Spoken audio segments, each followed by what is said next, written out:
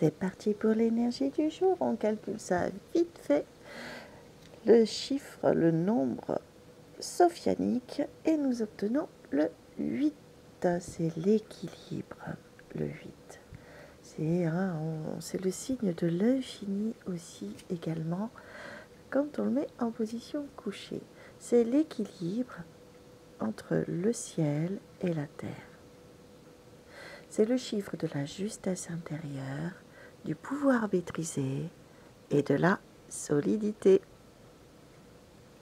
C'est un jour pour reprendre ton axe, remettre de l'ordre dans ce qui te fragilise, pas dans le contrôle, hein, remettre de l'ordre pour être dans l'alignement. Le saint qui va t'accompagner aujourd'hui en cette journée 8, c'est saint Arsène, un moine du désert, éduqué à la cour de Byzance. Il choisit le silence et l'ascèse complète. Il disait « Parle peu, travaille ton cœur et la lumière viendra ». On peut invoquer saint Arsène quand tu te sens éparpillé ou que tu veux retrouver une sagesse sobre, une force simple, sans bruit. Et là, on a le gardien du temps, Cassiel, l'archange, l'archange qui va t'accompagner aujourd'hui, le maître du silence, de la patience intérieure. On l'appelle quand il faut tenir le cap dans la durée, même sans résultat immédiat. On peut l'invoquer quand tu veux retrouver la force d'être stable, quand tu dois tenir bon dans une transition, quand tu veux agir sans être dans la précipitation. Pour ça, il y a une petite histoire, bien sûr. Une jeune femme qui tient une herboristerie dans une ville qui bouge trop vite pour elle. Elle a peu de clients et beaucoup de doutes. Elle voulait abandonner. Et puis un jour, une personne entre, une personne assez âgée, et lui dit « Vous êtes la seule qui ne cherche pas à vendre, mais à écouter. Vous m'avez soignée sans même le savoir. »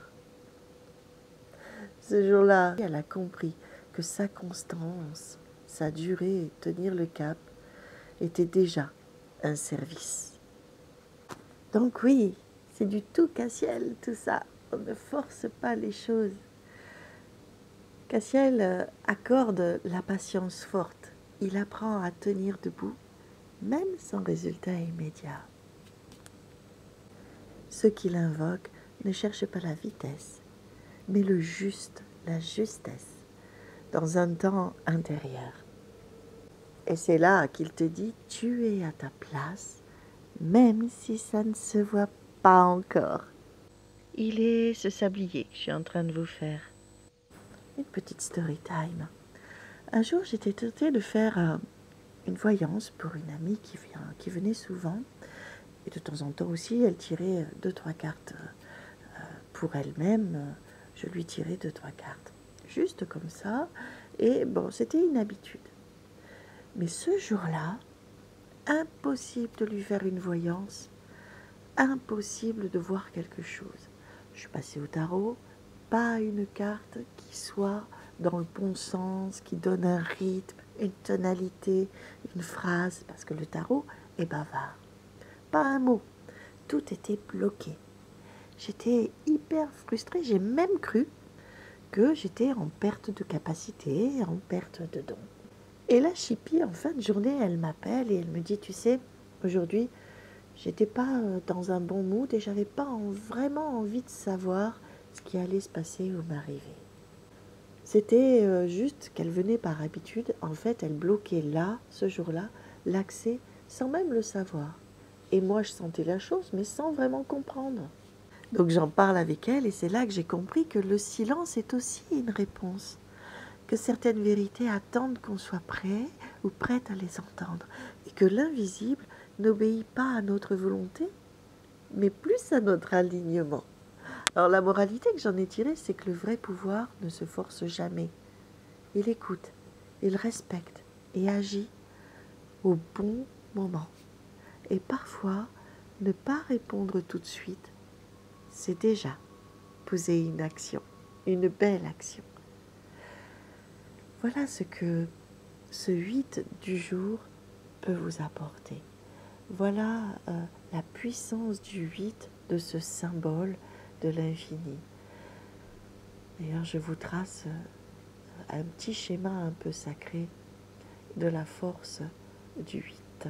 Une horizon, une direction et le temps que l'on peut mettre tout simplement pour aller vers le point que l'on s'est fixé, la patience.